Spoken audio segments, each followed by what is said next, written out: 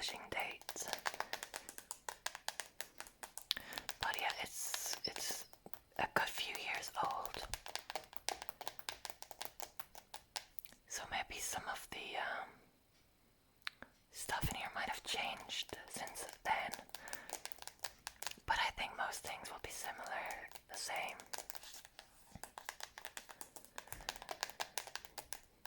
So we've got the world, country flags from around the world,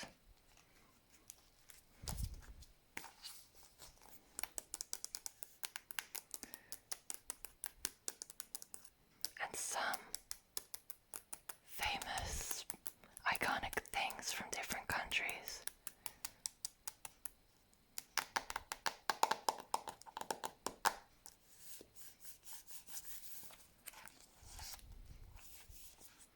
Same here.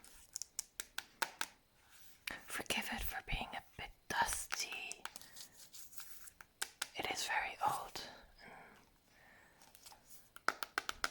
I don't know where it's been for most of its life, but it is definitely a bit dusty and old. This book is packed with facts and provides an exciting journey in which young readers can explore for themselves the world and its people. So this was made for young people, an atlas for young people. Each region is examined in depth, showing its position on the globe and its terrain and landscape. There are fact boxes containing important information such as capital cities, population, and language. And we get lots more as well.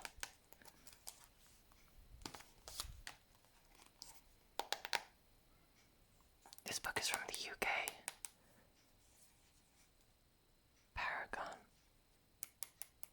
Does Paragon still exist? Not sure.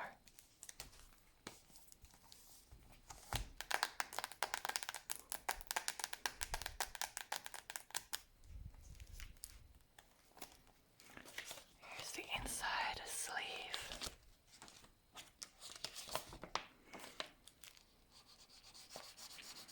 A bit more of what it's about.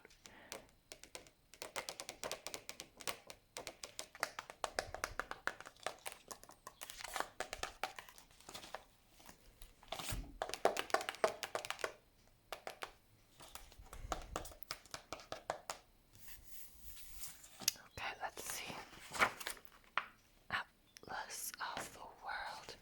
And we've got all the country flags down the side.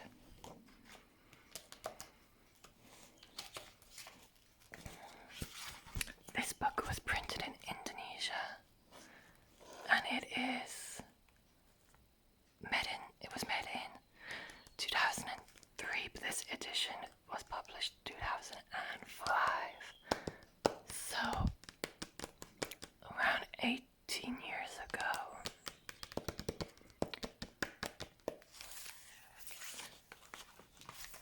It's quite an old atlas. Some statistics and stuff like that will definitely have changed. Okay. Then we have an introduction about different aspects such as population, land, economies, and then we have the different regions of the world: Europe, Americas, Asia, Africa, and Oceania. Obviously, we don't have time to look at everything today. We'll only look at one or two places within regions, so we might just do 2 regions and one place within those 2. We'll see. We'll see how long it takes to get through just one.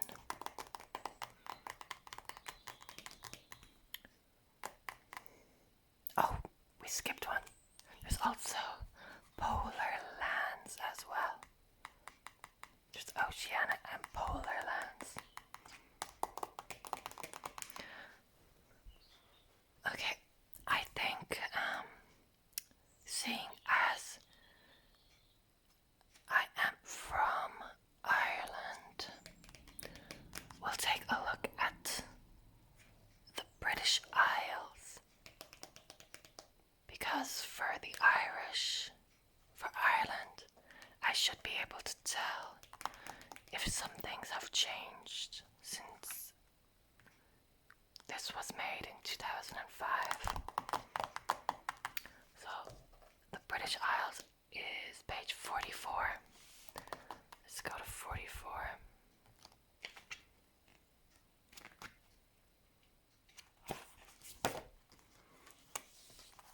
And here we are at the British Isles. The British Isles.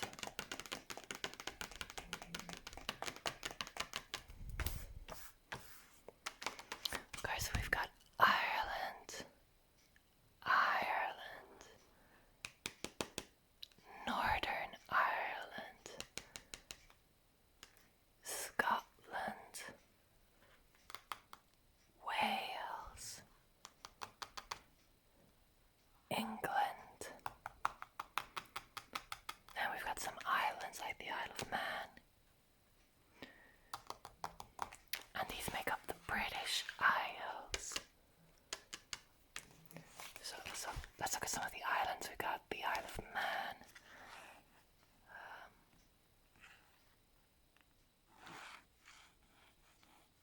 Orkney. Shetland. I'm not really familiar with these ones so much off Scotland.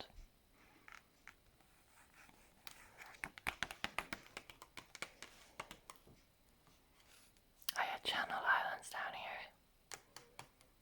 Jersey. Guernsey. Okay. So, of course, we've got Scotland, England, Wales, and Northern Ireland, which make up the UK, and then Ireland, which is the Republic of Ireland, not in the UK. Not in the UK. And we've got the flag for each country. Ireland, Northern Ireland, Scotland. Where's Wales? Wales down here. Our red dragon. Wales, England, and then the United Kingdom. So remember, United Kingdom, Ireland, the Republic of Ireland is not in the United Kingdom, but Northern Ireland is. Okay, let's read a little bit about the British Isles.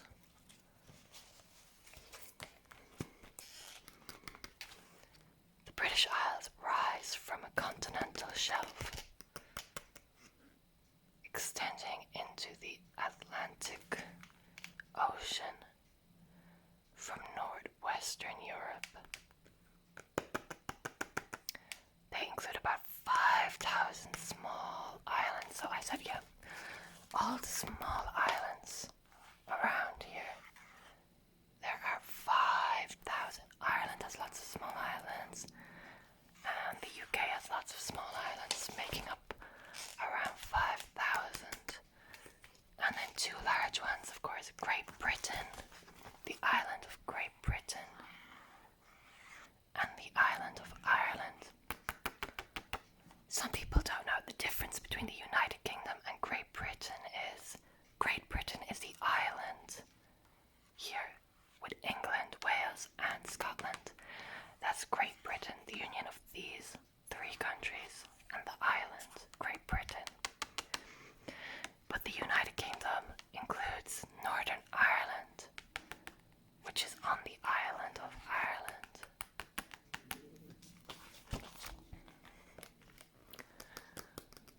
Warm ocean currents keep the climate moderate, with winds bringing the heaviest rainfall to the western coasts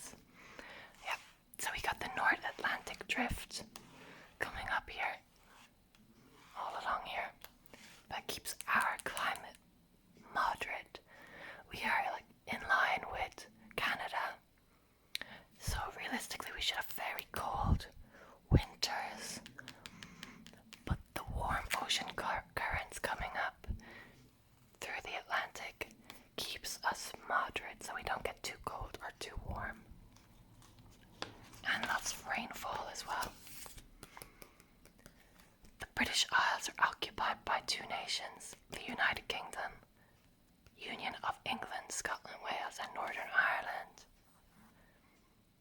and the Republic of Ireland, the Republic of Ireland.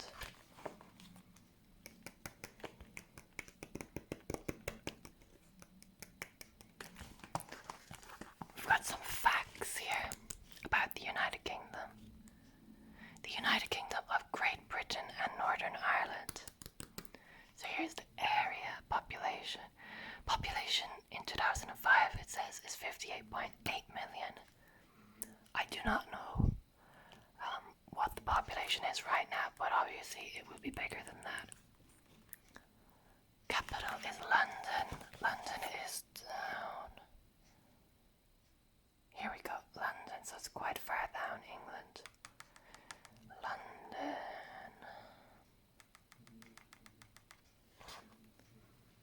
Highest point is Ben Nevis. I don't know where Ben Nevis is. If anyone in the comments knows, they can tell me. I don't know what part of the United Kingdom it's at. Official languages are English and Welsh. Of course, English is spoken all over. Welsh is native to Wales, and I think most people in Wales can speak quite a good level of Welsh, near fluent. Scottish is not an official language in Scotland, I don't think, but of course it is the traditional language of Scotland. And currency is pound sterling. Pound sterling. Republic of Ireland. Republic of Ireland. Area. Population back then was 3.8 million for the Republic, so without Northern Ireland. No Northern Ireland, just the Republic. Now it is over 5 million. So it's increased quite a bit. It's over 5 million now. Capital is Dublin. Here we go, Dublin on the east. Other cities, Cork. Cork is down here in the south. Limerick is kind of in the middle. Where is it? Here we go, Limerick.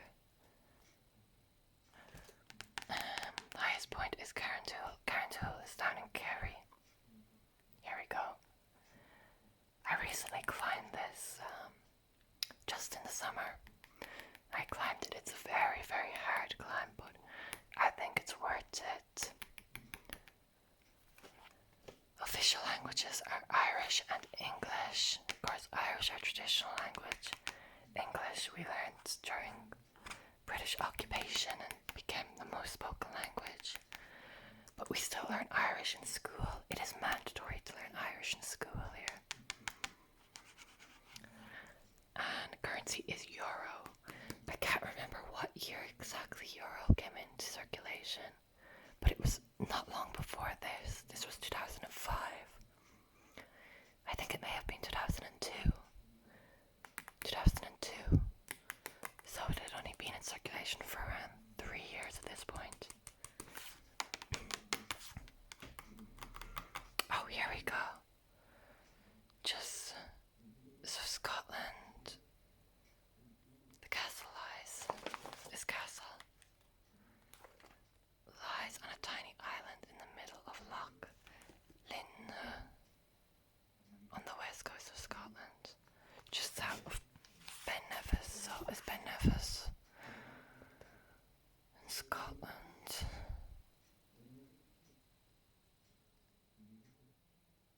I can't see it. Oh, here we go, here we go, here we go, here it is. This is it. Quite far up Scotland. Well, kind of in the middle. Ben Nevis. There we go. So the highest point in Great Britain, there in Scotland. There we go. Bluebells.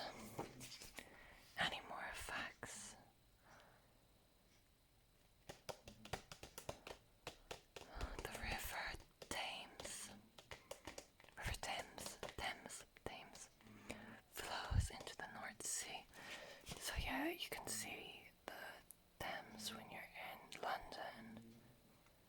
Flows through it. When you're on the London Eye, going to see Big Ben, you can see the river. You'll see it all through London. The rugged peninsula of Cornwall extends southwest towards the Scilly Islands. There's Scilly Islands down here, one of the, a group out of the 5,000 islands. Cornwall is around here, right? Meant to be beautiful, absolutely breathtaking scenery around this part of England. Fabulous, beautiful scenery. I haven't been, but I've seen and heard about it, and I really want to go someday. Northern England includes bleak moors rising to the pennies. Okay. Wales.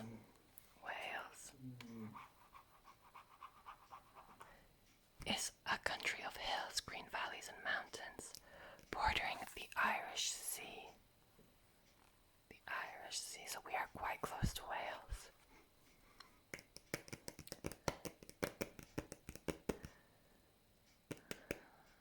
Lakes known as lochs. Lochs. Oh yeah, we're in Scotland. Scotland is the lochs. And then you have more of the islands. And Ireland is a land of lakes, rivers, bogs, green farmlands, tall cliffs and long sandy beaches.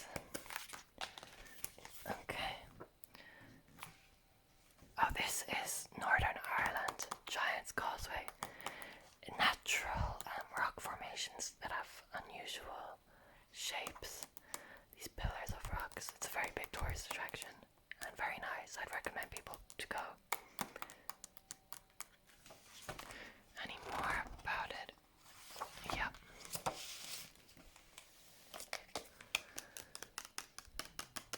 Let's see. Okay. We've got the crown jewels. Of course, England and the UK is known for its royal family. The crown jewels are, of course, very famous and very controversial as well, but very famous. Everyone thinks of the royal family when they see them.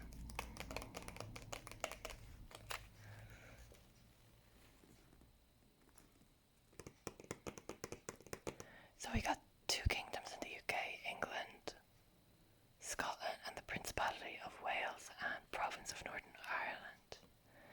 Yet all ruled by a single monarch.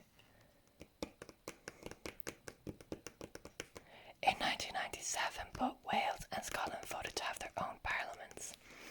So yeah, each part of the UK has their own parliament, their own government that is ruled over by the Westminster government in England, but they do have their own parliaments that make their own, regional laws and whatnot.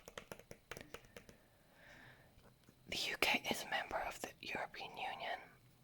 Of course, we know that that is no longer true, that they left 2020, gone from the EU officially. The Isle of Man and the Channel Islands are self-ruling states associated with the UK.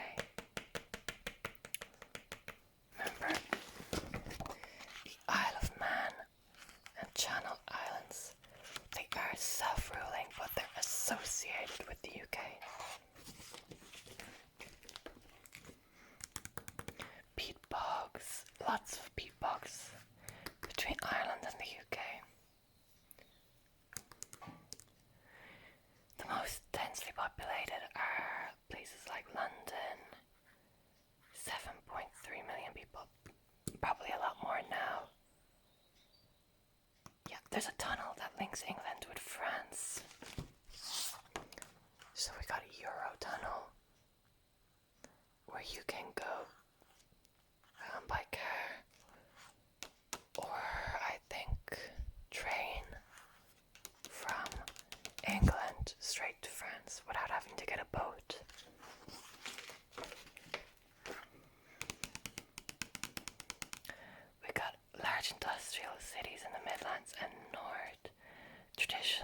industries being coal, textiles, and shipbuilding. But that's not really, in demand anymore. So we're getting finance, chemicals, and telecommunications up in the Midlands and North.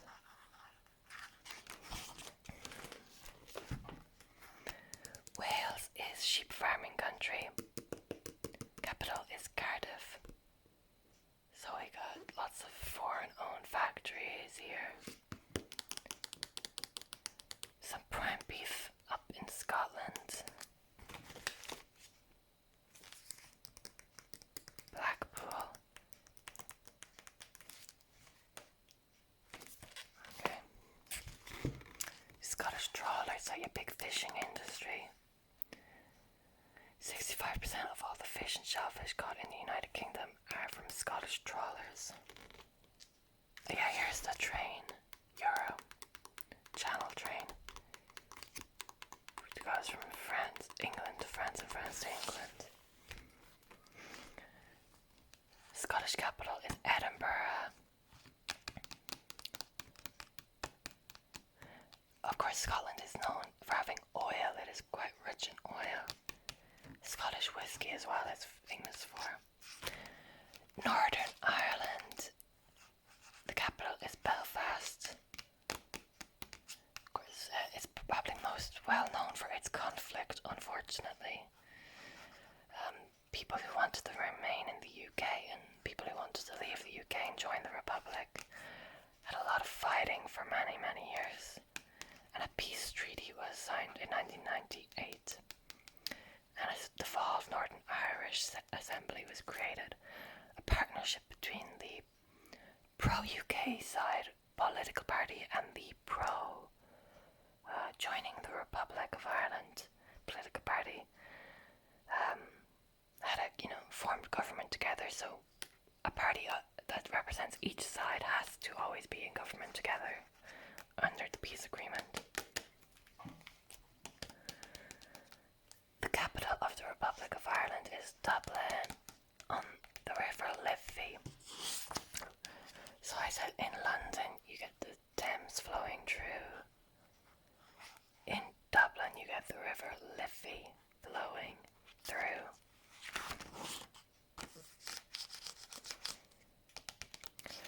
Ireland's green fields are ideal for farming, and we got lots of fishing, brewing, glass making, computer manufacturing.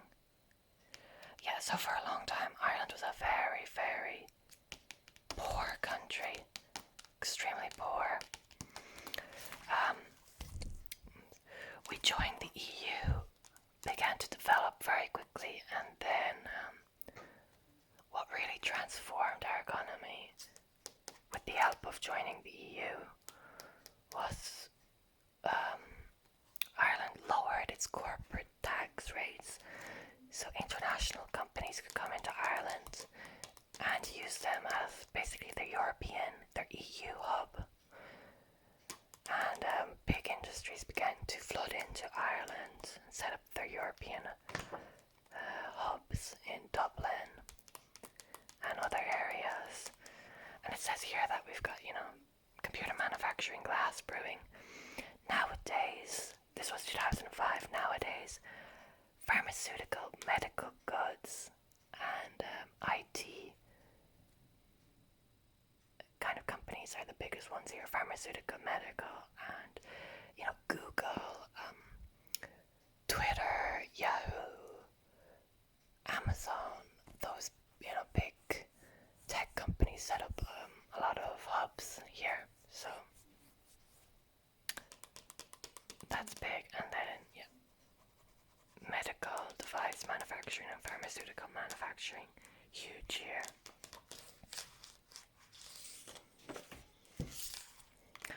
England, I already looked at facts, just capital and other cities.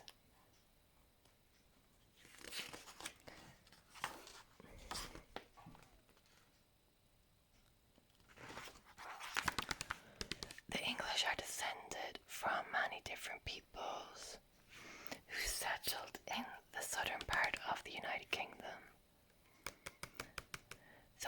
British Celts, Germanic people such as the Anglo-Saxons, Danes, and French-speaking Normans.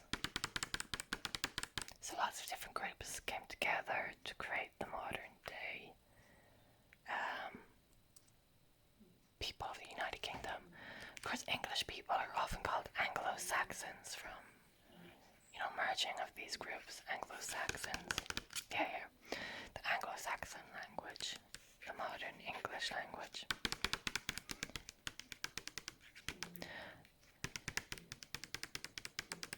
Of course, people like William Shakespeare come from England. Welsh and Cornish are mainly descended from British Celts. So Celts come from Northern Europe, the Scandinavian, and like Northern Germany, around those areas. Then they flooded into other parts of Europe, such as England, Wales, Scotland, and Ireland. And they're closely related to Bretons. They have their own language, Welsh, Cornish. So 500,000 people speak Welsh back here. I don't know how much it is now. Scots are descendants from Broad, Gaelic, and British Celts. The people from a people called the Picts, and from Norse invaders. So of course, Gaelic and Celtic cultures have lived on and survived and became very strong in Scotland and Ireland. The Scottish version of the Gaelic language may still be heard in the Highlands and Islands, but overall, English, the Anglo-Scots dialect, became the language that survived for the most part. Of course, these Scottish English, which is English, but they have a lot of slang, and even not slang, but words that are unique to the Scottish version of English.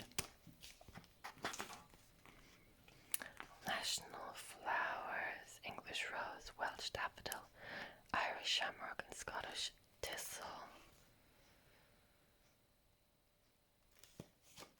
Goddess of the Celts. We've got a Celtic. Where's goddess? Well, worshipped around Europe, 400 BC. Cricket, of course, cricket comes from England from the 1700s. Spread to Australia, New Zealand, India, Pakistan, South Africa, and the Caribbean. Cricket isn't hugely popular in Ireland, and there's a reason. It's kind of hard to explain, but basically our traditional sports group, the GAA, banned members from playing foreign sports such as cricket, things like that, and members of the GAA for a period back in history were only allowed to play traditional Irish sports, or else they might not be allowed to play in the GAA. Manx cat we find in Northern and the Isle of Man. They don't have a tail.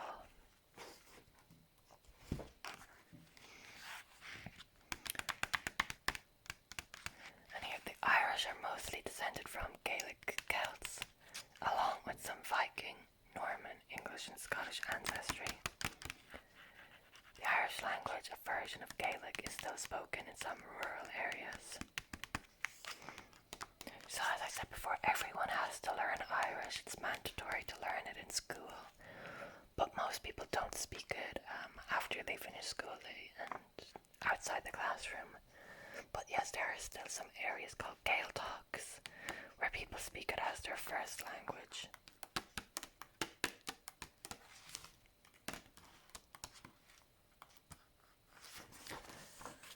Oh, there's a lot. I did not realize there's this much about each region.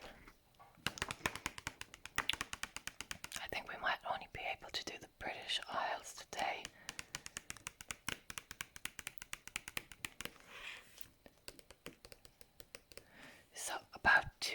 2,000 years ago, most of Great Britain was occupied by Celtic tribes, the Britons. Pigs lived in part of Scotland, while Ireland was home of another Celtic group, the Gaels. The Romans invaded in 55 BC and 54 BC, and again from AD 43. They failed to conquer the far north and Ireland, but stayed nearly 400 years. Yeah, so the Romans came, they conquered England, came into Wales, and they began to influence the culture here quite a bit, but they did not go into Scotland. They tried for a while, but ultimately they decided it wasn't worth it. I guess they felt like there wasn't resources there worth the risk of invading. I'm not 100% sure, I can't remember fully, but they decided that the people here were barbarians. They said they were too uncivilized, too unruly, too risky, and it wasn't worth their time to go. So they ended up building a wall between England and Scotland called Hadrian's Wall. So the Romans never came to dwell in Scotland, and same for Ireland. They done some trade with Ireland, but they never invaded. They never stayed here. Because again, same like Scotland, they said it wasn't worth their time. The people here were barbarians. They were, uncivilized, and it wasn't worth their time. So they just stayed in England. Wales influenced this culture, but they did not really influence Scotland and Ireland because they did not settle down there.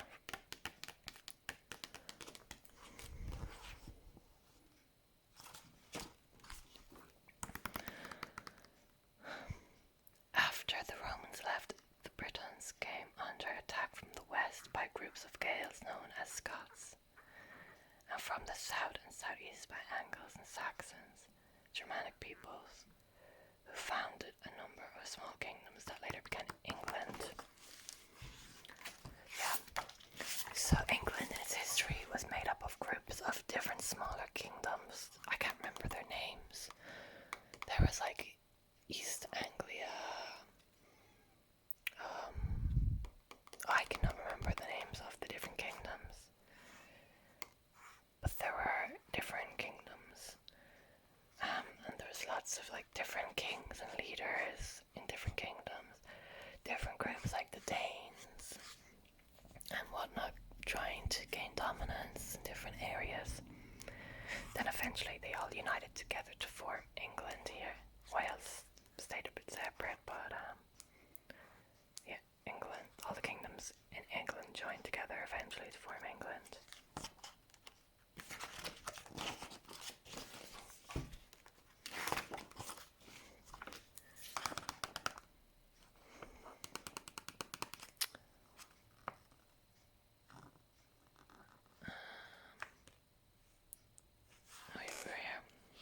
So gradually the Britons were driven into Wales, Cornwall, and across the Channel to Brittany in France. Wales, Scotland, and Ireland flourished as centres of Celtic Christian civilization. So originally Celts were not Christian. They were pagans. Scotland and Ireland have a long history of Celtic paganism, pagan traditions, but they were converted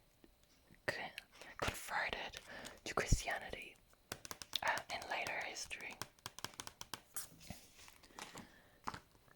Large areas of Britain and Ireland were later invaded by Vikings and then by Normans. So yeah, we've got all these different groups merging together. They ended up intermarrying, learning languages and influencing the language, and just becoming part of the locals and changing the local culture, assimilating but also influencing. The Norman kingdom founded in England in 1066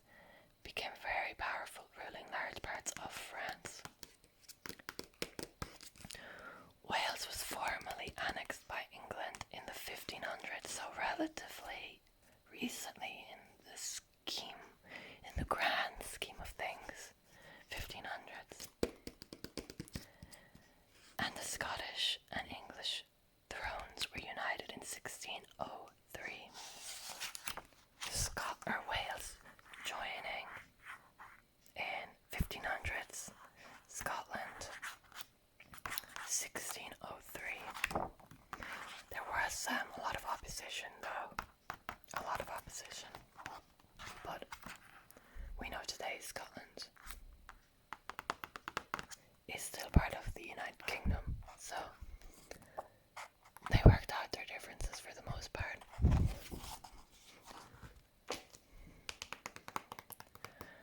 The United Kingdom, largely Protestant, tightened its grip on Roman Catholic Ireland, which was made part of the Union in 1800.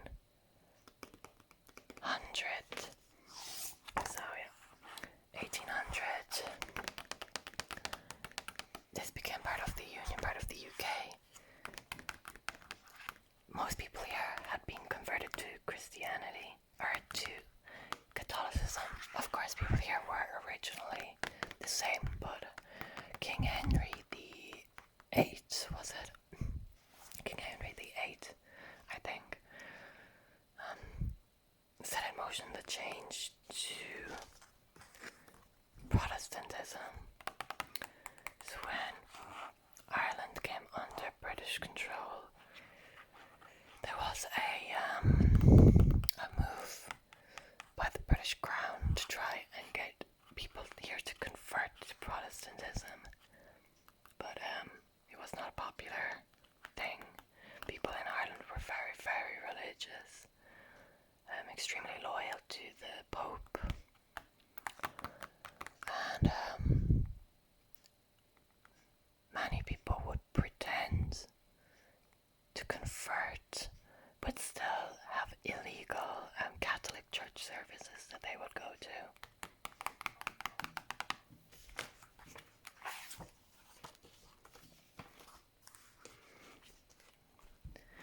And here we have Edinburgh Castle. Edinburgh Castle was settled over 5,000 years ago. And remember, they got their own parliament in 1997.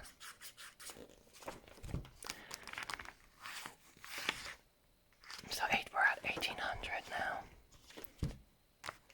Oh yeah, here's King Henry VIII, second Tudor king. He made himself the head of the Church of England, the Protestant Church of England. Married 6 times.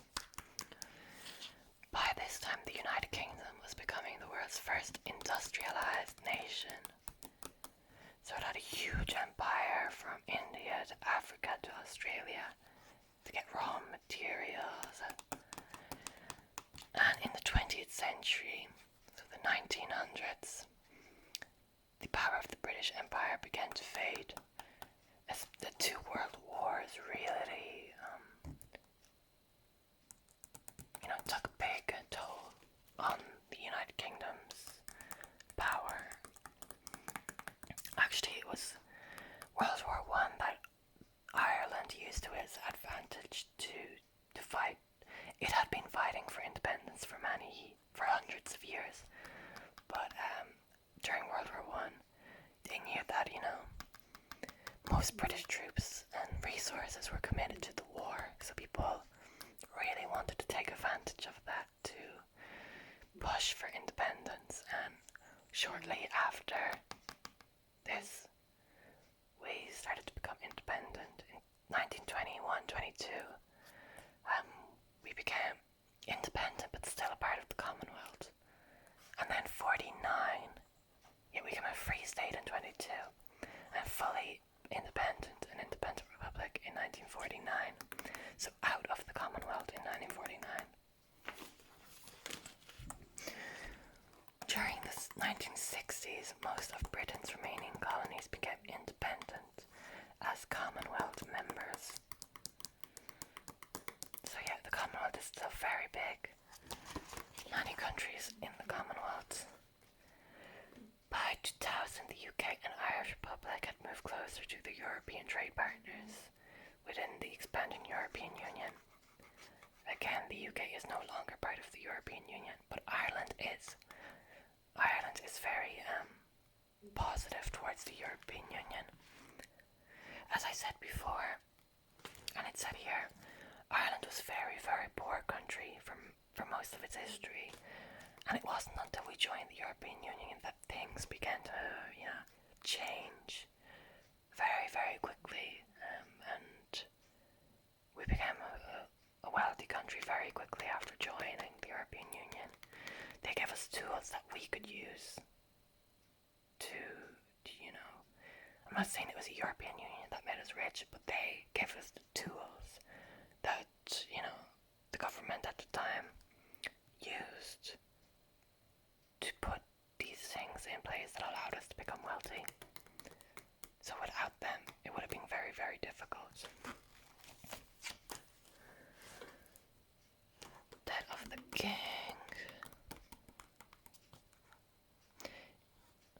In 1649, the whole of Europe was shocked when the Parliament ordered execution of King Charles I.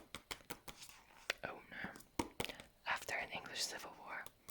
But they returned to being a monarchy in 1660, when Charles II was restored. Here's Northern Ireland. Yeah, we had a lot of issues in Northern Ireland, but a peace agreement was signed in 1998.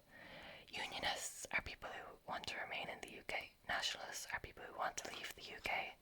So both of those parties work together in the Northern Irish Parliament. Eamon de Valera, first president of the Irish Republic, when we became a free country.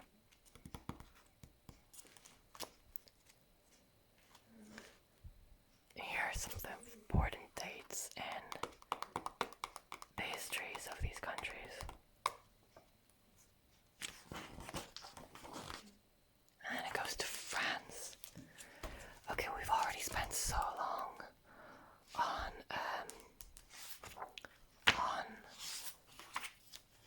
just the British Isles. I didn't realize I would have so much information about this one area.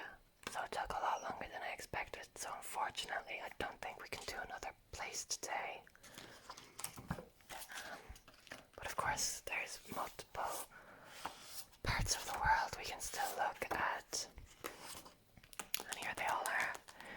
So if anyone would like me to look at some other areas, just, comment below and I will definitely dedicate a video in the future to the areas people want to see, if they want to see them. Here they all are. There's so many of them. Whatever you want to see, if your country or region is here, just let me know. Okay, so that is the Atlas of the world. So much to see.